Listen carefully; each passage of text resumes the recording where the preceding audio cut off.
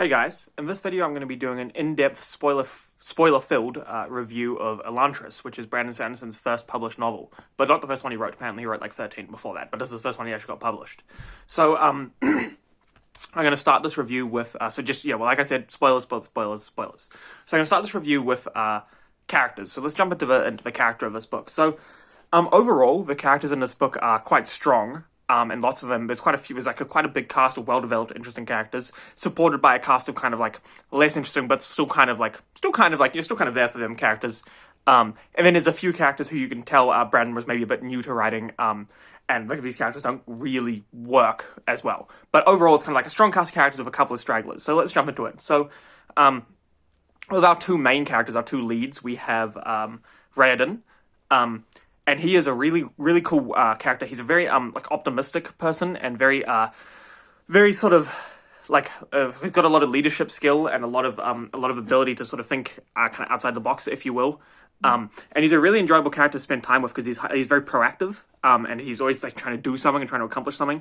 And most of the time, you know what that is, which is cool because you get to see him work towards his goal. And some of the time you don't, but because you've seen him work towards so many goals before, you know he's doing something good and something productive, and so you're always rooting for him because he's trying to achieve stuff, and he's just making things happen, and he's a really good guy, like he's a good optimistic person, and his character is also quite interesting as well because you see a little bit of conflict in him, for example, where he clashes with his father. We'll talk about that a bit later, but you can see that he's quite a conflicted person, and he's also quite different and introspective. He's quite introspective in the sense that he often will consider the way he feels is very different to how he projects that into the universe, if you will. So he's a really enjoyable, really deep character. That's he's deep and interesting, and he spends a lot of time navel gazing. But also because he's always getting so much stuff done and being such a good guy, you're just sort of with him. You just sort of support him, you know. And then for our other main character, Serene, we have she once again has a similar sort of vibe to Raoden in the sense that she's always trying to. You feel like she's always doing something, and she's so proactive, and she's always trying to achieve something.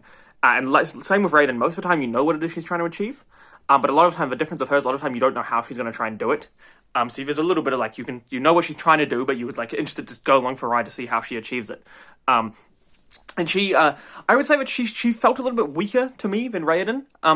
For whatever reason, I just wasn't quite as excited for her as Raoden, but honestly, both really, really strong characters, and I think that her relationships with some of the other characters as well were really interesting, particularly with her dad and with Raoden, really sort of worked and really gave her some grounding. And she also has her own internal conflicts, and what's interesting about her is her internal monologue is she's quite, a lot of her way she operates is kind of a conflict between her and her society. We'll get into that a little bit more when we discuss setting, but basically what I find really interesting about this character is that she really doesn't fit in, and it's just about how she almost makes a spot for her to fit into. She kind of but because of that, she puts herself into these she typecasts herself, so to speak, you know. And so she makes a spot for her to fit into in society, but then she's sort of typecast into that spot, you know. And so a lot of the book is about her conflict with that, and it really works well. And then for our so those are our two main characters and our two perspective characters mostly. But then I would say that Rafen is probably our third main character, if you will. And Rafen is a priest. And he's a really interesting character. He's very conflicted. He's been sent there to preach his religion, but he's having a bit of a crisis of faith and that sort of thing. And it really works really well. The only problem I have with Rafen, and we'll get to this when we discuss theme a little bit, but I felt his scenes felt a little bit on the nose in terms of the theme of the story, which I believe is a sort of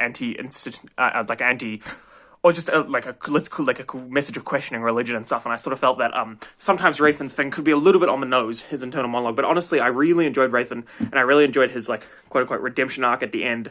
And I felt that he made a really strong character and a really interesting sort of foil to the other two, because the other two are very much on sort of one team, so to speak, even though sometimes they don't know it. Whereas Rafen is a very different perspective, and I really enjoyed, sort of seeing through his eyes. And yeah, like I said, his redemption arc at the end is really, really cool.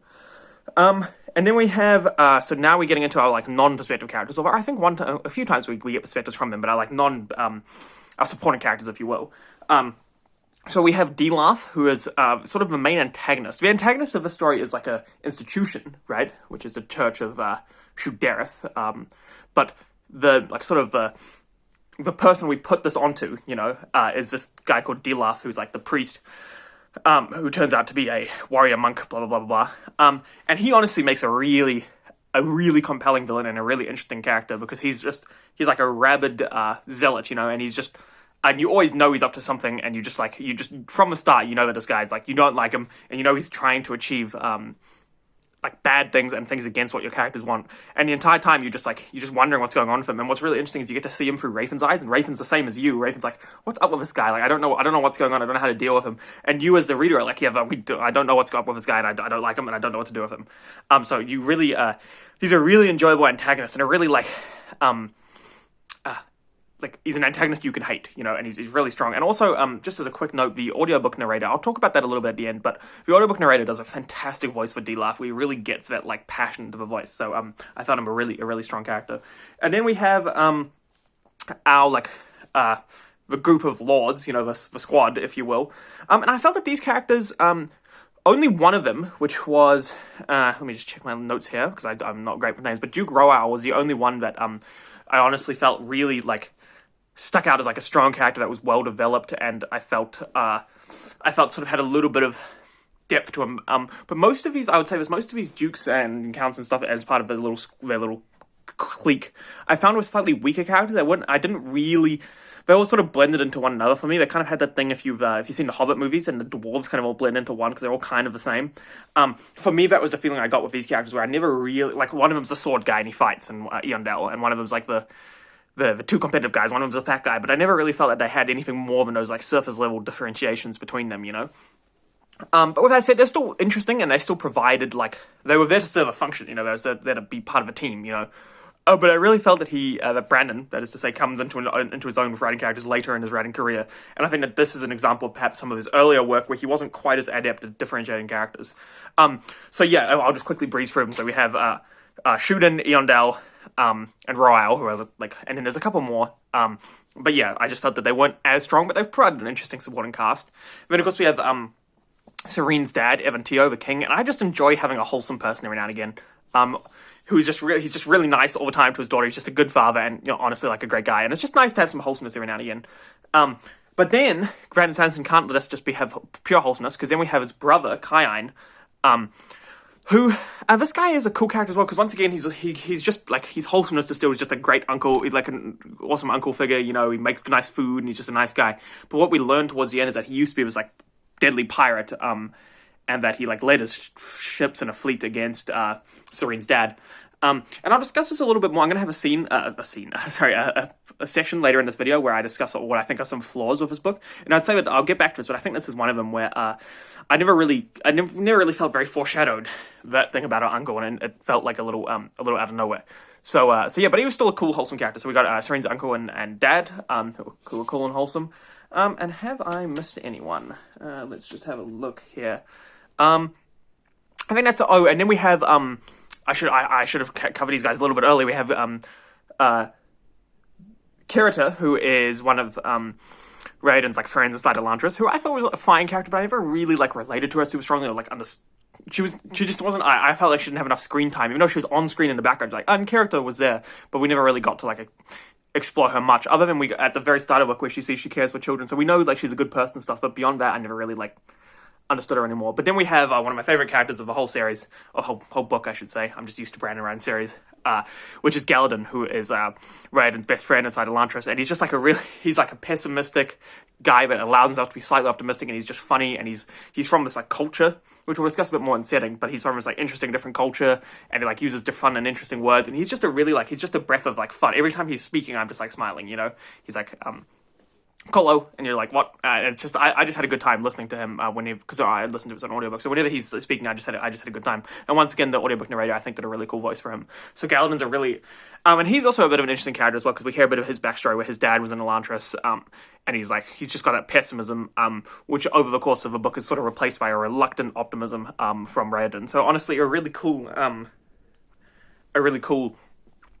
character.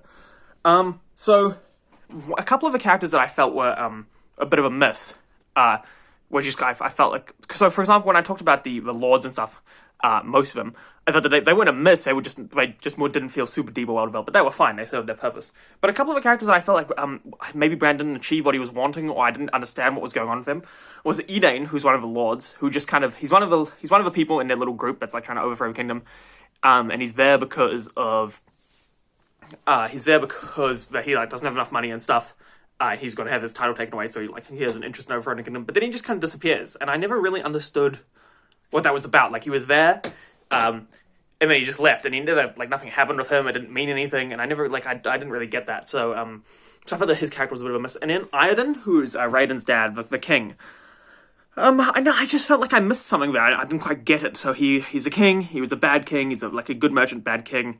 And he was involved in this weird cult, and he healed some people, and then he killed himself. And like, I never really, I just felt like, Brandon was going for something with this, like, with this character, and we're supposed to, like, feel for him, and Raiden, like, we have a scene where Raiden is, like, sad about his dad dying, and, like, thought he was a good guy and stuff, but to me, or thought he used to be a good guy, but I just never, like, this character is just, like, an incompetent dude who's a bad person, so he doesn't really make a great villain because he's so incompetent, but he's, like, kind of villainous because he's a terrible person, and then he just dies, and is replaced with the real villains. And I don't know, I just felt like I didn't quite understand what his purpose was as a character, other than, I guess, just to be, like, something like a human thing for them to oppose. But yeah, so those I felt were a couple of misses, but the main characters and even the supporting cast really well done, and I think this is just a mark of how good Brandon is as an author, that even when he was just starting, his characters were fantastic for the most part, with just a couple of